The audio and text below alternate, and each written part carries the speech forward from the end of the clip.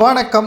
உதயநிதி அவர்களுக்கு வந்த மிகப்பெரிய ஒரு அதிர்ச்சி செய்தி. உடனடியாக வீட்டை விட்டு காலி செய்ய வேண்டும். பாதுகாப்புகள் அனைத்தும் திரும்ப பெறப்பட்டுள்ளன. அமைச்சர்களாக இருந்த நிலையில் குறிஞ்சி இல்லம் உதயநிதி அவர்களுக்கு வழங்கப்பட்டது.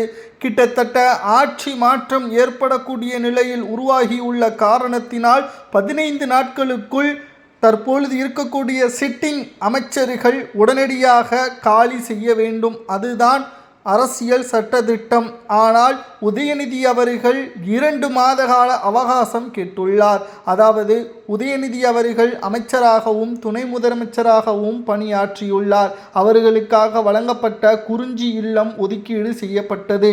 இந்த இல்லத்திற்கு 24 மணி நேரமும் 3 ஷிப்டுகளாக சுழற்சி முறையில் பாதுகாப்புகளும் வழங்கப்பட்டு வந்தது.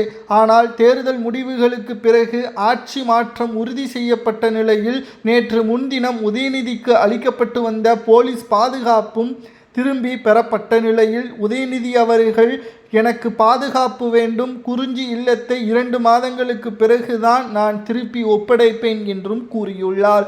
ஆனால் காவல்துறையினரும் தலைமைச் செயல் அதிகாரியும் புதிய ஆட்சி அமைந்துவிடக்கூடிய நிலையில் தற்பொழுது உடனடியாக நீங்கள் காலி செய்ய வேண்டும், இல்லை என்றால் பொதுப்பணித்துறை அமைச்சராக இருக்கக்கூடிய நிர்வாகிகளுக்கோ அல்லது அரசு உயர் அதிகாரிகளுக்கோ நீங்கள் கடிதங்களை அனுப்ப வேண்டும். தற்பொழுது அமைச்சரவை அமைக்கப்படாத காரணத்தினால் அரசு உயர் அதிகாரிகளிடம் நீங்கள் கடிதங்களை வழங்க வேண்டும்.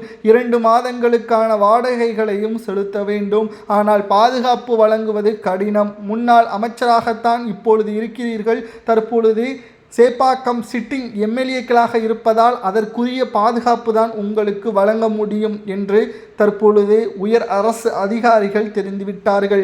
இப்பொழுதாவது நன்றாக அரசியல்வாதிகளுக்கு புரிந்திருக்கும்.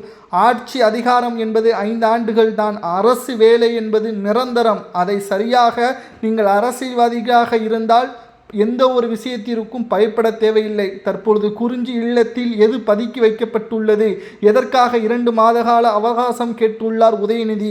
குறிஞ்சி இல்லம் என்பது அவர் சாதாரண வீடு கிடையாது. அவர் அங்கு தங்கியிருக்கலாம், அங்கு ஆலோசனை நடத்தலாம், சில ஆவணங்களும் அங்கு இருக்கலாம். இதனால் குறிஞ்சி இல்லத்தில் உதயநிதி அவர்களுக்கு தேவையான ரகசிய பல ஆவணங்கள் அங்கு பதுக்கி வைக்கப்பட்டிருப்பதாகவும் தற்பொழுது அது வெளியே எடுத்தால் அது அரசியலில் மிகப்பெரிய ஒரு பாதிப்பை ஏற்படுத்தக்கூடிய ஒரு நிகழ்வாக மாறும்.